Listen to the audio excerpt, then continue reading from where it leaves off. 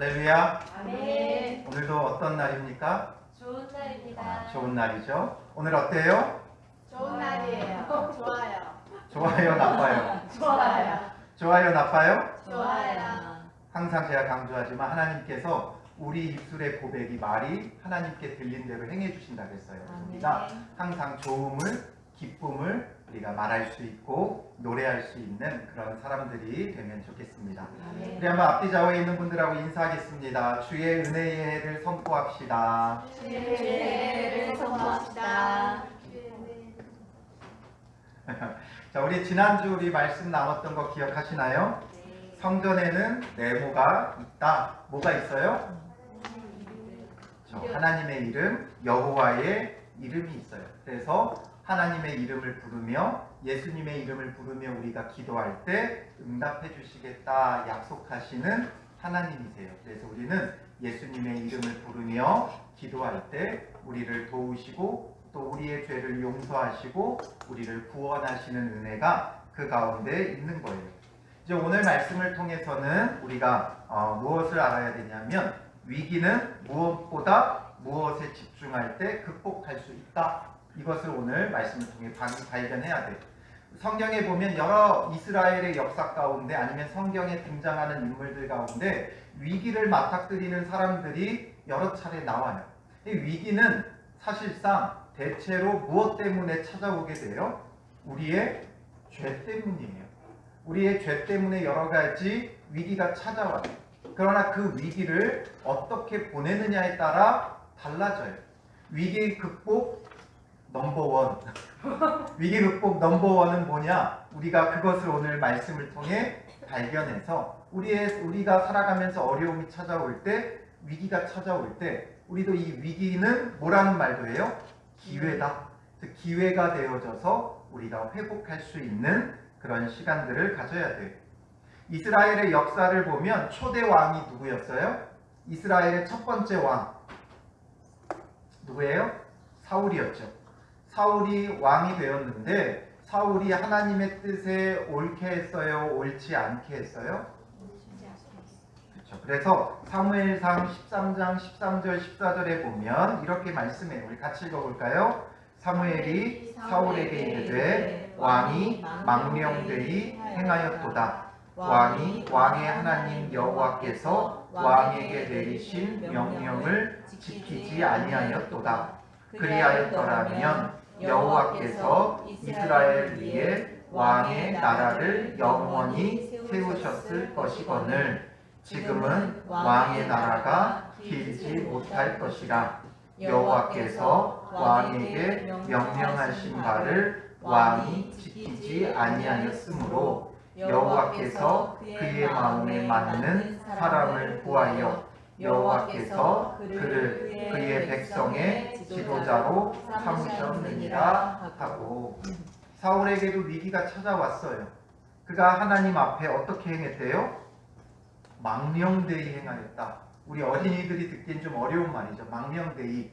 그것은 결국 하나님의 뜻대로 살지 않았다는 거예요. 말씀에 순종하지 않았기 때문에 그 뒤에 쭉 나오잖아요. 왕의 하나님 여호와께서 왕에게 내리신 명령을 지키지 아니하였도다. 만약에 그러했다면, 지켰다면 여호와께서 이스라엘 위에 왕의 나라를 영원하게 세우셨을 텐데 그렇지 않았기 때문에 왕의 나라가 길지 못할 것이고, 그래서 하나님께서 어떻게 한다는 거예요? 그의 마음에 맞는 사람, 하나님 마음에 맞는 사람, 하나님 마음에 합한 사람을 구하여 그의 백성의 지도자로 삼으셨다. 그게 누구예요? 바로 다윗이었어요. 하나님 마음에 합한 자, 항상 하나님을 중심으로 살아가는 다윗을 택하여 왕이 되게 하신 거예요. 그래서 다윗은 자기보다 누가 더 중요했어요? 하나님이 중요했어요. 그래서 자기는 백향목궁에 사는 것을 부끄러워했어요. 하나님은 저기 성막에 천막에 있는데 나는 이 좋은 궁궐에 산다는 게 말이 안 된다. 그래서 성전을 지으려고 했어요. 항상 나보다 하나님 우선이었어요. 그러니 하나님께서 뭐라 그러세요? 그 마음만 받으신 거예요. 내가 너의 마음만 받겠다. 그러면서 말씀하신 게 뭐예요? 역대상 17장 11절부터 14절 같이 볼까요? 내 생명에 연한이 차서 내가 조상들에게로 돌아가면 내가 내 뒤에 내 씨이고 내 아들 중 하나를 세우고 그 나라를 견고하게 하리니 그는 나를 위하여 집을 건축할 것이요 나는 그의 왕위를 영원히 견고하게 하리라. 나는 그의 아버지가 되고 그는 나의 아들이 되리니 나의 인자를 그에게서 빼앗지 아니하기를 내가 내 전에 있던 자에게서 빼앗을과 같이 하지 아니할 것이며 내가 영원히 그를 내 집과 내 나라에 세우리니 그의 왕위가 영원히 견고하리라 하셨다 하라. 다윗의 아들 중에 왕을 세울 것이고 그 왕을 통해 성전은 지을 것이다. 그리고 영원히 그 왕위가 견고할 것이다 말씀하시죠. 그래서 세워지는 왕이 누구예요? 다윗의 아들 가운데 솔로몬이 왕이 돼요. 그런데 여기서 이제 다른 게 뭐냐면 역대상 17장 13절에 보면 나는 그의 아버지가 되고 그는 나의 아들이 되리니 나의 인자를 그에게서 빼앗지 아니하기를 내가 내 전에 있던 자, 다윗보다 그 전에 있던 자가 누구예요? 사울이죠. 사울에게서는 하나님께서 왕위를 어떻게 하셨어요? 빼앗아서 다윗에게 주었죠. 그러니까 이게 무슨 말이냐면 사울의 아들들이 더 이상 왕이 되지 못하고 다윗의 아들들, 후손들이 이제 왕이 되게 할 것이다. 그래서 영원히 견고하게 할 것이다. 이 이야기는 다윗의 아들, 손자, 자손들을 통해서만 이제 이 왕위를 이어가겠다라는 거예요. 그래서 사울은 이스라엘의 12지파가 있지만 그 가운데 어느 지파 사람이었냐면 베냐민 지파 사람이었어요. 그 베냐민 지파에서 왕이 났는데 그 다음에 계속해서 베냐민 지파에서 왕이 나온 게 아니라 이 사울이 하나님 보시기에 악하게 행하였기 때문에 베냐민 지파에서 왕위를 패하고 다윗에게 넘겨줬어요. 다윗은 어느 지파예요? 유다 지파죠. 그래서 이 유다 지파를 통해서 다윗의 후손으로 왕위를 이어가다가 누가 오시는 거예요? 예수님이 오시게 되는 거예요. 그래서 이것을 빼앗지는 않겠다. 너의 후손들 가운데 때로는 하나님의 뜻에 합당하게 살아가지 않는 자도 있겠지만 다윗 때문에 하나님께서 그 왕위는 이어가게 하시겠다라는 거죠. 그래서 이제 그를 이어서 왕이 된 게 누구예요? 솔로몬이었어요. 하나님의 말씀에 순종하면 그 나라가 영원한 거예요. 순종하지 않으면 어떻게 돼요? 영원하지 못해요. 솔로몬이 처음에는 하나님 마음에 합한 자였어요. 정말 이스라엘이 하나님 나라가 되기 위해 자기의 명예와 자기의 욕심을 따라 하나님 앞에 구하지 않고 이 백성을 정의와 공의로 잘 재판하고 다스릴 수 있는 지혜를 하나님 앞에 구하죠. 그래서 지혜로운 왕으로서 그 나라에 평화를 가져다주는 왕이 솔로몬이었어요. 그런데 그가 그 인생의 마지막에 인생의 노년의 말년에는 어떻게 해요? 여러 아내와 첩을 두면서 몇 명이나 두었다 그랬어요? 첫 첩을 1000명이나 두게 되죠. 그게 정말 자기 아내로 둔 게 아니라 주변 나라들과 정략 결혼을 하는 거예요. 그래서 왕의 그 딸들을 데려다가 자기의 첩으로 삼으면서 이 정략 결혼을 통해 이렇게 안정을 평안을 추구하다가 결국에는 그 이방 여인들이 들어오니까 뭐가 생겨요? 나라 안에 우상이 생기게 되는 거예요. 우상 숭배를 하게 되는 거예요. 하나님께서 다윗에게 하신 약속이 있잖아요. 하나님 앞에 불순종했지만 하나님께서 다윗에게 약속하신 게 있어서 어떻게 솔로몬에게 말씀하세요? 열왕기상 11장 10절부터 13절 같이 볼까요? 이를 대하여 명령하사 다른 신을 따르지 말라 하셨으나 그가 여호와의 명령을 지키지 않았으므로 여호와께서 솔로몬에게 말씀하시되 내게 이러한 일이 있었고 또 내가 내 언약과 내가 내게 명령한 법도를 지키지 아니하였으니 내가 반드시 이 나라를 내게서 빼앗아 내 신하에게 주리라. 그러나 내 아버지 다윗을 위하여 내 세대에는 이 일을 행하지 아니하고 내 아들의 손에서 빼앗으려니와 오직 내가 이 나라를 다 빼앗지 아니하고 내 종 다윗과 내가 택한 예루살렘을 위하여 한 지파를 내 아들에게 주리라 하셨더라. 그래서 솔로몬의 이 죄 때문에 하나님의 명령과 법도를 지키지 아니한 것 때문에 하나님께서 12절에 보면 내 아들의 손에서 빼앗을 것이고 오직 내가 이 나라를 다 빼앗지 아니하고 내 종 다윗과 내가 택한 예루살렘을 위하여 한 지파를 내 아들에게 주겠다 말씀하셨어요. 그래서 솔로몬의 이 죄 때문에 하나님께서 그 나라를 다 빼앗아 가지고 내 신하에게 주겠다. 하지만 누구 때문에? 다윗 때문에 한 지파는 남겨두겠다 얘기예요. 그 한 지파가 어디예요?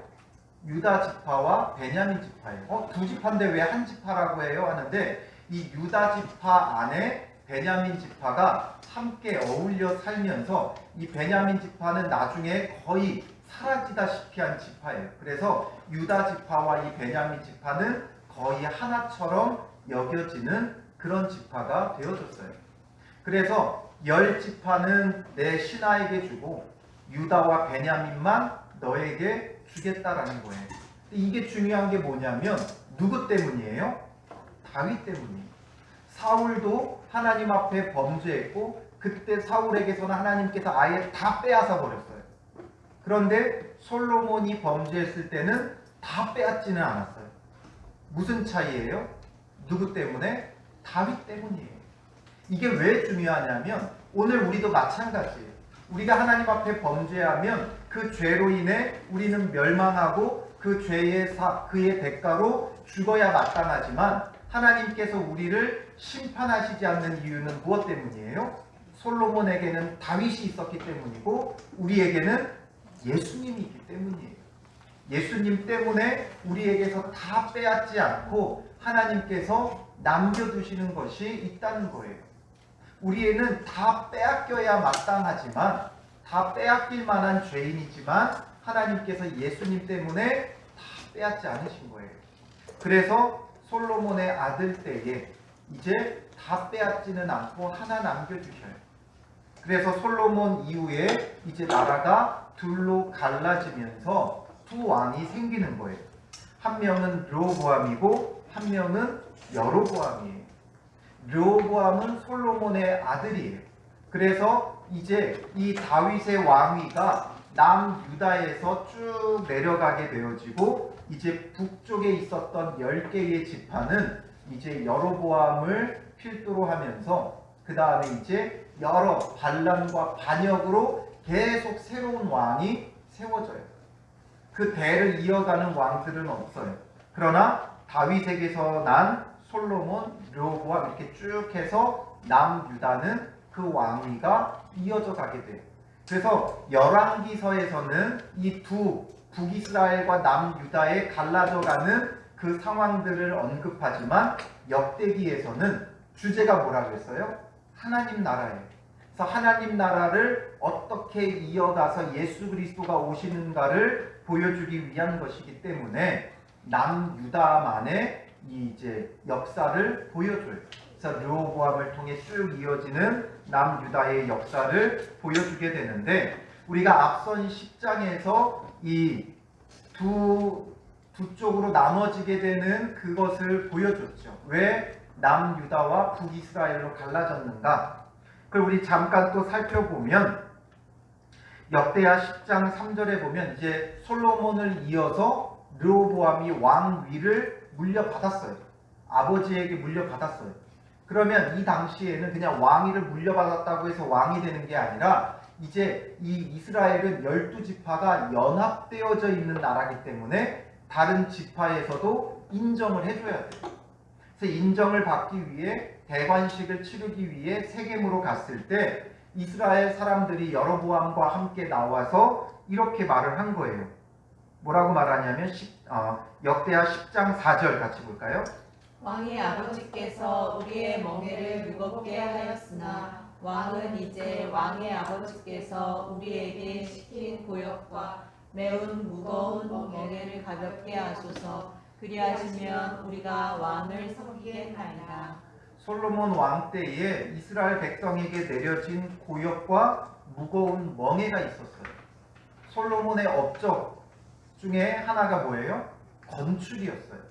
성전을 건축하고 솔로몬 궁을 건축하고, 이렇게 해서 건축하는 것들은 좋은데, 그렇게까지만 했으면 좋은데 계속해서 건축을 하다 보니까 나중에는 그 건축하는 일에 그 시대에는 백성들이 동원돼야 되고, 또 건축하기 위한 필요한 그 돈은 세금을 거둬야 되죠. 그러니까 많은 세금을 거두고 백성들이 일을 많이 하니까 그거에 많이 지쳐 있었고 고단해하고 있었어요. 다윗 왕 때는 최대한 백성들의 동원을 자제하기 위해 군대 숫자도 적었을 뿐만 아니라 그 군대조차도 1년 중에 한 달씩만 근무하게 했어요. 그럼 나머지 11달은 자기 일을 돌보고 자기 것을 얼마든지 할 수 있겠어요. 이런 제도적인 정비가 다윗 때는 잘 되어 있었지만 솔로몬 왕 때는 그런 게 되지 않으니까 계속 백성들이 동원되고 세금 내고 여기에 지쳐 있기 때문에 르호보암에게 와가지고 이것을 좀 가볍게 하면 우리가 정말 왕을 최선을 다해 섬기겠다, 이렇게 말하고 있어요. 그러니까 르호보암이 어떻게 했어요? 3일만 줘라. 나도 뭔가 생각해야 할 시간이 필요하지 않냐 이거예요. 그래서 르호보암이 가서 조언을 구하는데 먼저 누구에게 조언을 구해요? 다윗 왕 때부터 있었던 원로들, 노인들, 지혜로운 자들에게 먼저 물어요. 물어보니까 어떻게 해야 되냐 물어보니까 그 노인들, 원로들이 뭐라고 답변해요? 7절 볼까요? 10장 7절입니다. 그들이 대답하여 이르되 왕이 만일 이 백성을 후대하여 기쁘게 하고 선한 말을 하시면 그들이 영원히 왕의 종이 되리라 하나. 그들이 원하는 대로 해줘라 라는 거예요. 지금 많이 지쳐있고 백성들이 많이 힘들어하니까 이걸 조금 풀어주면 백성들도 회복할 시간이 필요하고 힘을 얻으면 또 그 힘을 얻어서 왕을 열심히 섬길 것 아니냐, 이렇게 지혜롭게 조언을 해줘요. 근데 르호보암이 이 말을 들어요, 안 들어요? 안 들어요. 왜 안 들어요? 내가 이제 왕이 됐고 왕으로서의 그 권세를 누리고 싶은데 백성들 원하는 대로 다 해주면 나는 뭐가 되는 거예요? 왕이 왕으로서의 역할을 제대로 못하잖아요. 내 권한, 나의 그 누릴 수 있는 권리, 이 모든 것을 내려놓아야 되니까 그게 싫었던 거예요. 그러니까 이것을 듣지 않고 어떻게 해요? 젊은 신하들을 찾아가요. 젊은 신하들에게 물으니까 그들이 뭐라고 말해줘요? 10절 11절 같이 볼까요? 함께 자라난 젊은 신하들이 왕께 말하여 이르되 이 백성들이 왕께 아뢰기를 왕의 아버지께서 우리의 멍에를 무겁게 하셨으나 왕은 우리를 위하여 가볍게 하라 하였은즉 왕은 대답하시기를 내 새끼손가락이 내 아버지의 허리보다 굵으니 내 아버지가 너희에게 무거운 멍에를 매게 하였으나 이제 나는 너희의 멍에를 더 무겁게 할지라. 내 아버지는 가죽 채찍으로 너희를 치셨으나 나는 전갈 채찍으로 하리라 하소서 하더라. 뭐라고 말을 해줬어요? 내 새끼손가락이 내 아버지의 허리보다 굵다. 아주 그냥 뻥도 이런 뻥이 없죠. 새끼손가락이 굵어봐야 얼마나 굵어요. 그런데 자기 아버지 솔로몬의 허리보다 내 새끼손가락이 더 굵다. 그 얘기는 뭐예요? 내가 그만큼 더 크고 위대한 자다. 그러니까 내 아버지가 너희 멍에를 무겁게 했다면 나는 더 무겁게 할 것이고, 아버지가 가죽 채찍으로 너희를 치셨다면 나는 전갈 채찍으로 하겠다 하면서 백성들을 더 강하게 압박할 것을 말하고 있는 거죠. 이 말을 듣기가 더 좋은 거예요. 이 젊은 사람들이 당신의 새끼손가락이 당신 아버지의 허리보다 굵습니다, 이렇게 말해주는 것과 같은 거죠. 그러니까 결국 이 르호보암이 누구의 말을 따라요? 이 젊은 신하들의 말을 따르게 돼요. 그래서 10장 13절, 14절, 15절 보면 10장 13절 14절에 보면 젊은 신하들의 가르친 대로 대답을 하게 돼요. 그러니까 이렇게 말하게 된 이유가 뭐예요? 자기의 이익 때문이고 욕심 때문이고 결국에는 이 일로 인해 하나님께서 이스라엘을 두 쪽으로 나누려고 하시는 거예요. 우상 숭배에 대한 우상 숭배를 한 그 죄에 대한 책임을 묻고자 하는 거죠. 그래서 15절 우리 한번 같이 읽어볼까요? 왕이 이같이 백성의 말을 듣지 아니하였으니 이 일은 하나님께로 말미암아 난 것이라.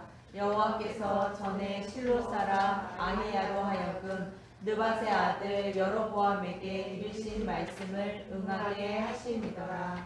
그냥 르호보암이 자기 욕심대로만 답변한 것 같지만 거기에는 이미 하나님께서 이 일을 계획하고 계셨던 거예요. 이스라엘을 두 쪽으로 나누게 하시고자 하는 마음이 있었던 거예요. 그 죄에 대한 책임을 묻고자 하는 거죠.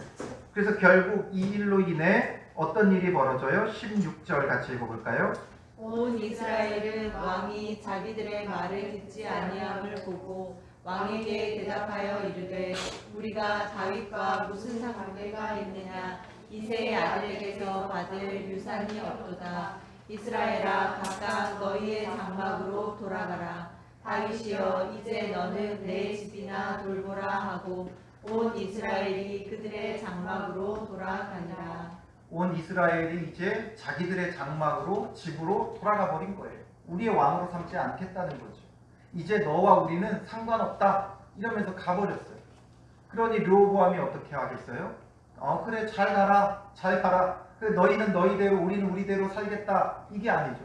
원래 다 내 나라인데 저들이 나를 배신하고 배반한다? 말이 안 되는 거죠. 그래서 1차로 먼저 18절에 보면 왕이 역군의 감독 하도람을 보내게 돼요. 1차적으로는 다시 그들을 불러 모으고 자기의 백성이 되게 하려고 역군을 일꾼을 하나 보내게 되는데 이스라엘 자손이 어떻게 해요? 저를 돌로 쳐 죽인지라. 왕이 보낸 자를 돌로 쳐 죽인다는 건 뭐예요? 왕을 돌로 쳐 죽이는 것과 같은 거예요. 대신하는 자를 돌로 쳐 죽이는 건 왕을 그렇게 한 것과 같은 거예요. 그러니 반란이 일어났죠. 그래서 결국에는 르호보암 왕이 급히 수레에 올라 예루살렘으로 도망하니라. 이제 자기 성읍으로 도망간 거예요. 여기서 끝난 게 아니라 이제 오늘 본문으로 이어지는 거예요. 오늘 본문으로 이어지면서 르호보암이 어떻게 해요? 예루살렘에 이르러 유다와 베냐민 족속을 모으니 택한 용사가 18만 명이라 되어 있죠. 유다와 베냐민 족속만 이제 함께 하고 있기 때문에 거기에서 군사를 모으니까 용사를 모으니까 18만 명이 모여지게 된 거예요. 그리고 이 18만 명을 가지고 뭐 하려고 하는 거예요? 이스라엘과 싸워 나라를 회복하여 르호보암에게 돌리려 하더니 이제 북이스라엘, 북쪽에 있는 이스라엘 지파들과 싸워서 저들을 멸망시키고 무력으로 자기에게 강제로 돌아오게끔 하려고 하는 거죠. 그렇게 해서 이제 전쟁을 치르러 나가려고 하는데 하나님의 말씀이 누구에게 임해요? 스마야 선지자에게 임하게 돼요. 이건 정말 하나님의 놀라운 은혜예요. 르호보암이 하나님 앞에 묻지 않고 지금까지 이런 일을 벌여왔잖아요. 백성들이 우리에게 이 멍에를 가볍게 하면 우리가 왕을 섬기겠습니다 말할 때 먼저 누구에게 찾아갔어야 돼요? 하나님께 나아가야 됐고 하나님의 선지자들을 찾아가서 조언을 구해야 돼요. 그렇게 하지 않고 자기와 가까이 있는 원로들을 찾아가고 젊은 신하들을 찾아가고 자기 마음대로 행했다가 결국에는 어떻게 된 거예요? 지금 이스라엘이 두 쪽이 났고 열 지파가 자기에게 등을 돌리는 상황이 벌어진 거예요. 그런데 하나님께서 이때 이제 르호보암이 18만 명의 군사를 이끌고 올라가면 어떤 일이 벌어지겠어요? 전쟁에서 이기든 지든 다 누가 그 손해를 감수해야 돼요? 이스라엘이 감수해야 돼요. 남유다도 이스라엘이고 북쪽에 있는 열 지파도 이스라엘이에요. 같이 민족끼리 전쟁을 치러서 얻을 수 있는 건 아무것도 없어요. 우리나라도 그 아픔이 있잖아요. 남북 전쟁이 일어나서 그 전쟁의 아픔이 아직까지도 우리나라에 남아 있잖아요. 여러분들은 이제 전쟁에 대한 어떤 기억이 없는 시대가 되어졌지만 여러분들의 할아버지 할머니 때는 그 전쟁의 아픔을 회복하기 위해 얼마나 많은 눈물을 흘리며 세월을 보냈는지 몰라요. 그 고난과 고통의 일이 지금 벌어질 수밖에 없는 상황에 놓여 있는 거예요. 그럼에도 불구하고 하나님은 그들을 사랑하셔서 이 전쟁을 막기 위하여 스마야 선지자를 보내는 거예요. 그 보내서 뭐라고 말씀하세요? 너희는 올라가지 말라. 너희 형제와 싸우지 말고 각기 집으로 돌아가라. 이 일이 내게로 말미암아 난 것이라 말씀하시는 거예요. 르호보암은 지금 자기가 잃어버린 이 10지파를 얻기 위해 무력으로라도 이 땅을 회복하겠다. 힘으로라도 저들을 다시금 내게 속하게 하겠다. 말하며 지금 나아가고 있는 것인데 하나님은 돌아가라는 거예요. 멈추라는 거예요. 올라가지 말라라는 거예요.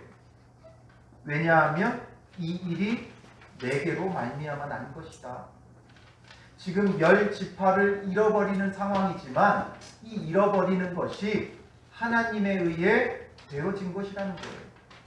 그러니 올라가지 말라는 말씀을 하시는 거예요. 다행히 르호보암이 어떻게 해요?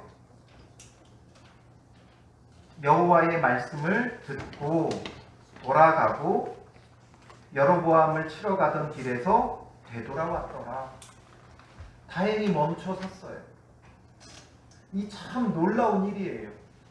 자기의 욕심과 이익을 쫓으며 지금 그 이스라엘 사람들에게 더 무겁게 하겠다. 내 새끼손가락이 내 아버지의 허리보다 굵다. 이 교만함을 부리던 르호보암이 하나님의 말씀을 듣고 멈춰섰다는 것. 아주 결정적인 상황에 돌아섰다는 것. 듣고 돌아간다는 것. 되돌아간다는 것. 이게 정말 놀라운 일이에요. 어떻게 이런 일이 벌어졌을까? 우리는 알 길이 없어요. 그러나 정말 우리가 멈춰서야 할 때 멈춰서는 것, 어떻게 보면 이게 우리에게 보면 믿음이고 용기예요. 사람들은 자기가 뭘 원하는 걸 하고자 하면 잘 멈춰서지 못해요. 그게 옳지 못하다라는 것을 알아도 멈춰서지를 못해요. 내가 하려고 뭔가 다 준비해 놨으면 사람들은 그것을 절대 내려놓지 못한다는 거죠. 우리 속담에 칼을 뽑았으면 뭐라도 썰으라 그래요? 뭐라도 썰라 그러죠. 지금 18만 명이 자기의 명령 때문에 다 모여 있어요. 그 전쟁에 나가려고 하고 있어요. 그런데 여기서 왕이 야 아니다. 집으로 이제 돌아가자. 이러는 게 결코 쉽지 않아요. 뭔가 하려고 다 준비해 놨는데 아 이게 아닌가 보다. 여기서 멈추자. 돌아서자. 이게 쉬운 것 같지만 결코 쉽지 않다는 거예요. 그동안 버려왔고 해왔던 것들이 있으니까 이게 뭔가 잘못된다 하여도 사람들은 잘 멈춰서지를 못해요. 죄의 길이라는 게 그러해요.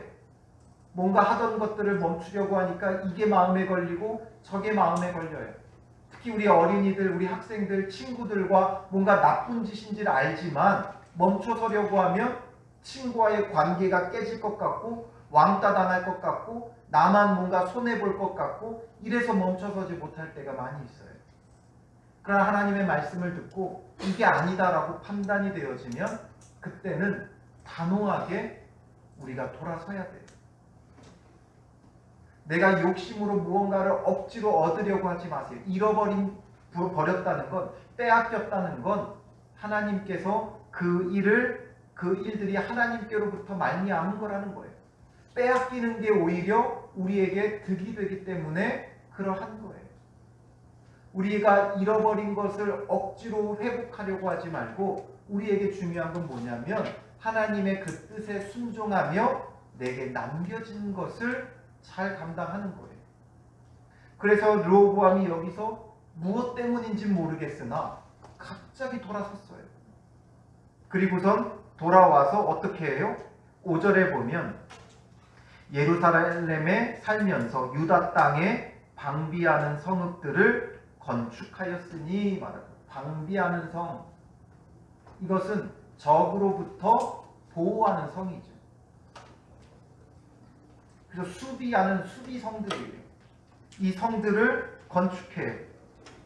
그래서 여러 성읍들을 언급하는데 우리가 읽기도 어렵죠. 외국어라. 베들레헴, 에담, 드보아, 벳술, 소고, 아둘람, 가드, 마레사, 식, 아도라임, 라기스, 아세가, 소라, 아얄론, 헤브론이다 라는 건데, 이 성읍들의 특징이 뭐예요? 유다와 베냐민 땅에 있어 견고한 성읍들이다 라는 거예요. 견고한 성읍들. 이 성읍들을 방비한 거예요. 그러니까 외적의 침략을 막기 위해. 이 성읍을 우리가 하나하나 다 알 필요는 없지만 여기서 중요한 특징이 있어요. 어떤 특징을 갖고 있냐면, 이 지도를 한번 보면 북이스라엘을 대항하는 성읍들은 하나도 없어요. 전부 다 어디 있냐면, 이제 이스라엘 지도 가운데 북이스라엘과 남유다로 쪼개지게 되는데, 우리는 그럼 어디를 먼저 방비해야 돼요? 북이스라엘을 대적해야 될 것 같죠. 우리나라도 군사력이 어디에 집중되어 있어요? 38선 분단되어 있는 그쪽에 전부 다 집중되어 있어요. 그런데 북이스라엘을 대적하며 성읍들을 방비한 게 아니라 이방 나라들, 외적들을 방비하기 위해, 그래서 서쪽으로 블레셋을 방비하고, 또 동쪽으로는 사해 쪽, 그 다음에 남쪽으로는 애굽과 이쪽을 방비하며 성읍을 쌓은 거예요. 그래서 마치 우리나라를 보면 우리나라 삼면이 바다이잖아요. 그 바다 쪽들을 쭉 둘른 것과 같은 거예요. 그래서 서쪽에, 그리고 남쪽에, 동쪽에 이렇게 해서 이방 나라들을 방비할 수 있는 그런 성읍들을 견고하게 세웠다라는 거죠. 적이 누군지를 바르게 아는 거예요. 적이 빼앗긴, 잃어버린 그 성읍들, 그게 우리의 적이 아니라 지금 외세의 침략을 막는 게 더 중요하다라는 거죠. 그래서 지금 남겨진 것, 빼앗긴 게 아니라 자기들에게 남겨진 것에 지금 집중하고 있는 모습을 보이는 거예요. 오늘 우리의 신앙도 마찬가지예요. 우리가 잃어버리고 빼앗긴 게 있다면 그 가운데는 하나님께서 행하신 일들이에요. 인정해야 돼요. 억지로 빼앗긴 것, 잃어버린 것 찾으려고 할 필요가 없어요. 건강을 잃어버렸는데 그 건강을 찾기 위해 애쓸 필요가 없어요. 남겨진 건강을 잘 살펴야죠. 우리는 항상 빼앗긴 것에 더 집중을 해요. 어떻게 하면 저것을 되찾을까? 나의 빼앗긴 젊음을 돌리기 위해 사람들이 애를 쓰죠. 빼앗긴, 잃어버린 그 부를 되찾기 위해 애를 써요. 옛날에는 내가 이러했는데, 옛날에는 저러했는데 하면서 잃어버린 걸 되찾으려고 애를 써요. 그러나 중요한 건 잃어버린 게 아니라 남겨진 거예요. 빼앗긴 게 아니라 내게 주어진 거예요. 이것에 우리가 집중하고 거기서부터 하나님의 회복이 시작되어져야 돼요. 억지로 10지파를 규합하려고 했다면 결국 이스라엘은 완전히 자멸의 길로 갈 수밖에 없어요. 18만 명의 군사니까 대군 같지만 고작 2지파예요. 위에 10지파를 대적하기에는 턱없이 부족한 숫자예요. 자칫 여기서 르호보암이 그냥 나아가서 그 잃어버린 10지파 빼앗겠다고 했으면 오히려 그 18만 명이 몰살당하는 일이 벌어졌을 거예요. 그러나 다행히도 하나님의 말씀을 듣고 멈춰설 수 있었던 것, 그리고 남은 성읍들을 방비하면서 하나님께서 그래도 이 남유다를 회복의 시간을 더해주세요. 그래서 뒤로 넘어가 보면 오늘 본문은 여기까지지만 이제 내일 본문에 보면 제사장들과 레위 사람들이 유다로 귀환하며 돌아오게 되어져요. 전쟁을 치렀다면 이런 일이 벌어지지 않았을 거예요. 멸망의 길로 갔을 거예요. 그러나 남겨진 것에 집중하니까 회복이 시작되어지는 거죠. 11절에 보면 르호보암이 그 방비하는 성읍을 더욱 견고하게 하고 지휘관들을 그 가운데 두고 양식과 기름과 포도주를 저축하고 모든 성읍에 방패와 창을 두어 매우 강하게 하니라. 그러니까 비록 10지파가 잘려나갔지만 강한 성읍들이 되어지고 강한 나라가 되어지는 은혜를 누리는 거예요. 억지로 빼앗긴 것 되찾으려 했다가는 오히려 더 멸망의 길로 갔을 텐데 말씀을 듣고 멈춰설 수 있고 남겨진 것에 집중하니까 이렇게 되어지는 은혜를 누리는 거죠. 자, 오늘 말씀은 이제 우리가 한번 정리를 해볼까요? 위기는 어디에 집중할 때 극복하게 되는 거예요. 우리가 무엇에 집중해야 되는지를 알아야 돼요. 물론 이 위기가 왜 왔는지를 알아야 되고 그 문제를 해결해야 되지만 그 다음에는 우리에게 필요한 건 잃은 것보다 남은 것에 집중해야 돼요.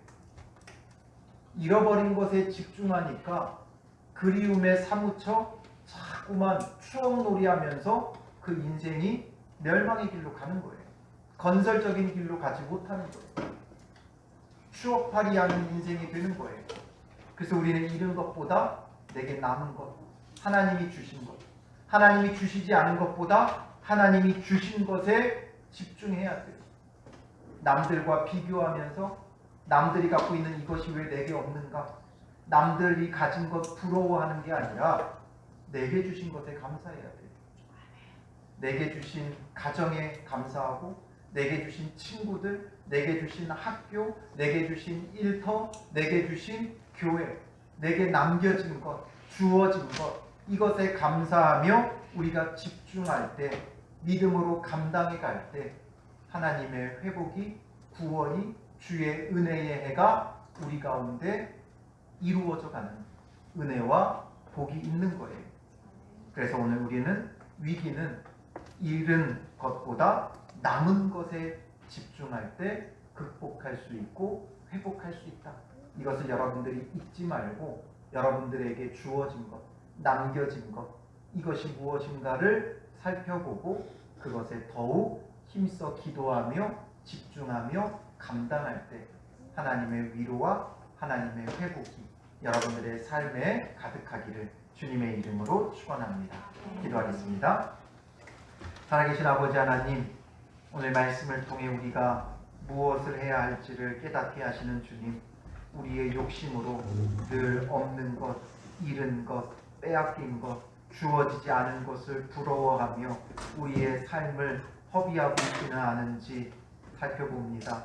남들과 비교하면서 내게 없는 것으로 인해 불평하고 원망하며 주저앉는 자 되지 말게 하여 주시고, 하나님을 향한 믿음을 가지고 주님께서 내게 주신 것, 내게 남은 것, 내게 있는 것, 이것을 감사하며 잘 감당해 나아가고 집중하는 믿음의 사람들 되게 하여 주시옵소서.